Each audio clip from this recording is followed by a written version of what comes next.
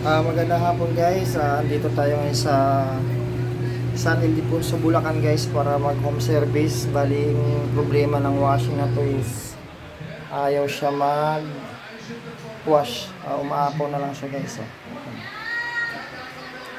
Power natin. Then start. Manon naman siya, gumana na. So ito guys, ano siya, naglulo siya minsan tingnan natin pag kung hihinto siya or maglalaba na siya. So nag-overflow to guys. Ginawa ko na to nung nakaraang araw, kaso ganun pa rin siya. So titingnan natin yung pressure hose niya doon sa likod, baka may butas. So samahan nyo ko guys para i-repair natin tong washing machine ni Sergio. Start na natin.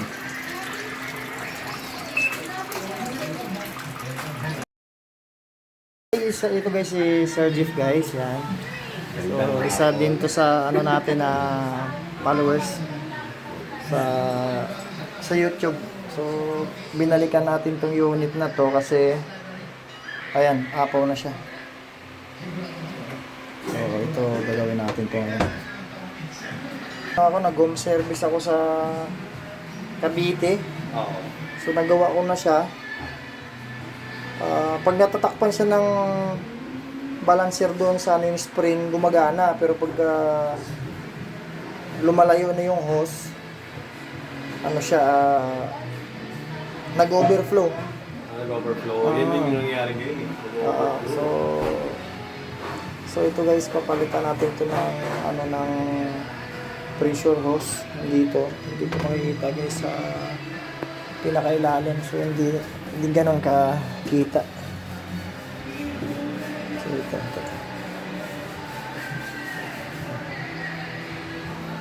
Yan, ito guys, silipin natin to, baka may singaw or maluwag lang siya.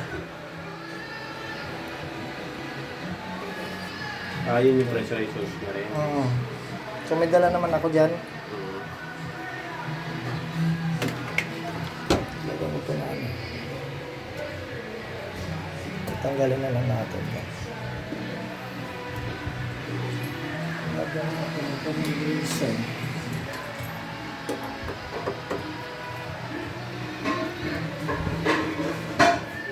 Ito, tanggalin natin ito.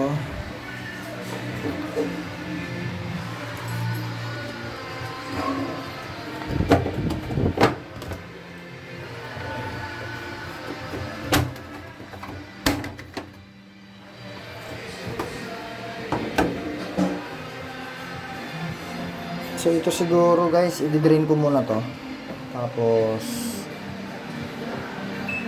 para maikot natin yung ano sa likod.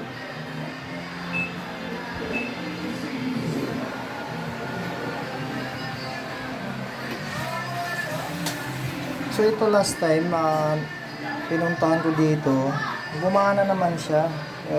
Tinisting ko mula sa wash rin sa spin, okay naman. Pero bakit ngayon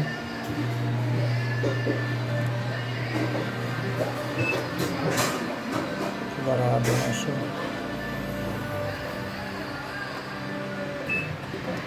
Tanggalin ko na lang yung hose pa, ayan, na tubig para maikot ko.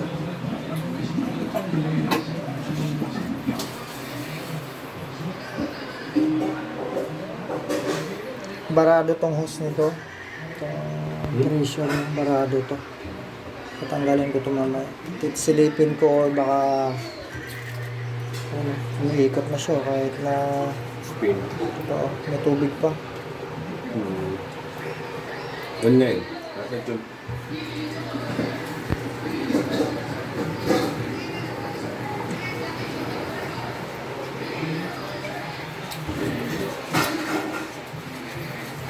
Tatanggalin naman natin itong tubig. Kasi iikot ko sa likod to.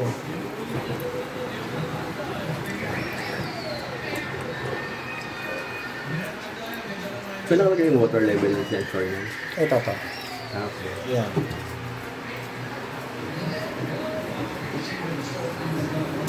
Same lang din sila sa ano.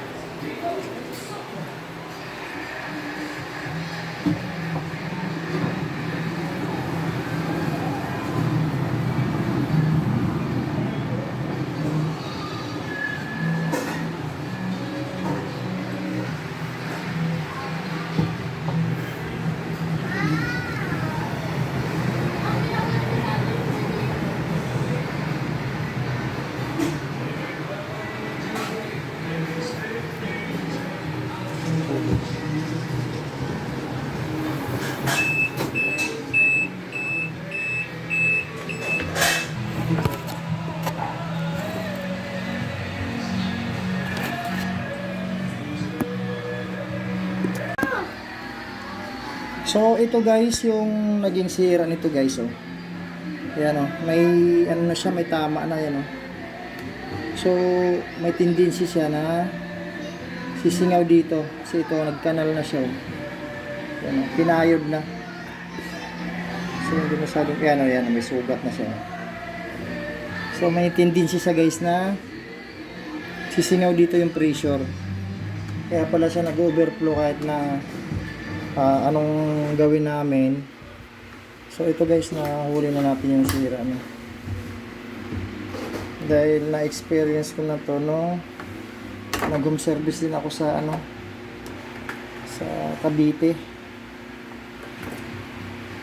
So ito guys, ayan. Ayan dito yan, so ayan. Manipis na to guys. Ayan. May ano na to, may kunting singaw. Kaya pwede siya mag-overflow. Ayan. Ayan siya. So papalitan natin to.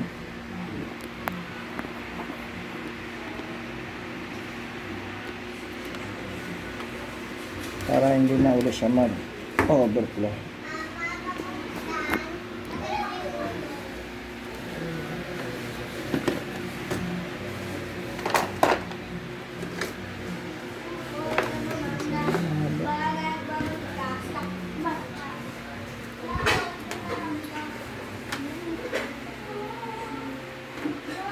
Ayan, so ito ipapalit natin guys itong ano na to, yung medyo maiksi nga to, pero papagapahan na lang natin to dito banda.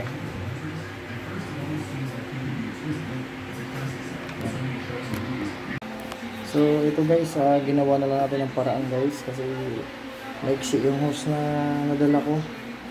So yan, nilagyan ko na lang ng sealant, tapos binalot ko siya ng electrical. So, abangan nyo mamaya guys kung okay na siya.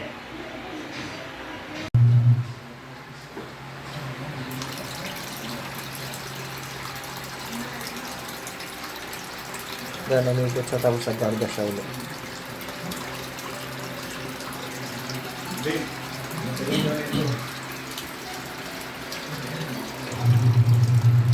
So, yun guys, okay na yung washing machine ni sir. Nilagay namin sa pinaka-todo na level sa number 10. So, yan, halos puno na siya. Parang nagtatabklin ka na kasi yan guys pagka ganyan ka dami na yung tubig. So, abangan na lang natin kung magtuloy-tuloy yung laban niya. Kasi Hindi binabantay. kahapon iniwanan ko to eh. Oo. Nag-testing ako, number 2 lang. Tapos habang nagpapalamig ako dun saka nag-iuso. Tuloy-tuloy naman sa laba. Natapos naman. Hindi ako umuwi hanggat hindi ko na-testing eh. So, ito tapusin lang natin to. Sige sir, no problem. Kaya talagang tumigil niyan. So yan guys, okay na guys sa mga baguhan diyan sa ating channel. Huwag niyo kalimutan guys subscribe, mag-like and mag-share na rin para marami pang makapanood sa ating video. So maraming salamat guys.